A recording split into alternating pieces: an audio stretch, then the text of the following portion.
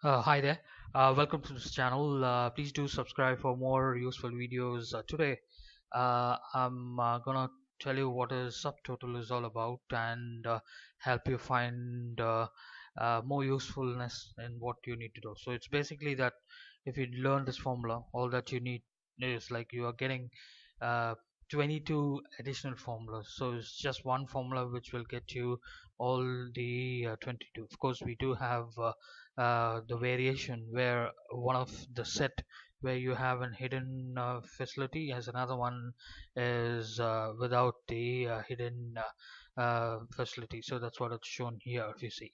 All right, so that's the below one is the set of thing which I have. So let's say if we go ahead and use a normal sum formula like this, and so here I am, so I'm just selecting sum, and you can see 537, and if you hide a value for some reason, and you can see that the number is not changing the sum, but the use of subtotal is this will automatically change if you go ahead and hide a row, or if you have an additional filter that you want to put and you want to see an instant total of whatever you have selected, we can go ahead and use that too.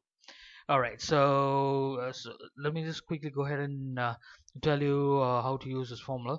So it's very simple. So you just gotta type subtotal, and as soon as you do, you will have all the listings where it says 1 2 3 and what are the things. So you basically you don't need to remember what is what. So in our case it's be sum, so I'm just selecting here. So in this case it'll work as though it's normal sum as how you use it and proceed with it.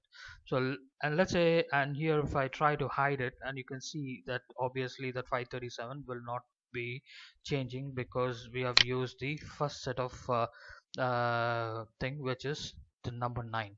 So let's say if you remember I told you about the additional ones, and if you change that 9 to 109, which is like if you scroll down you can see that it is there in sum, and here it'll show you the sum of the values that you see, be it filter or you hide a cell. So that's what I'm doing. So you can see, so if I hide it, as soon as you hide the one which is what you see is what you get there.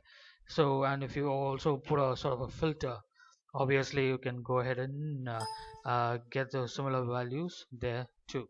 So I'm just selecting, say perhaps only the uh, something, maybe just only the men values, and you can see that the number changes.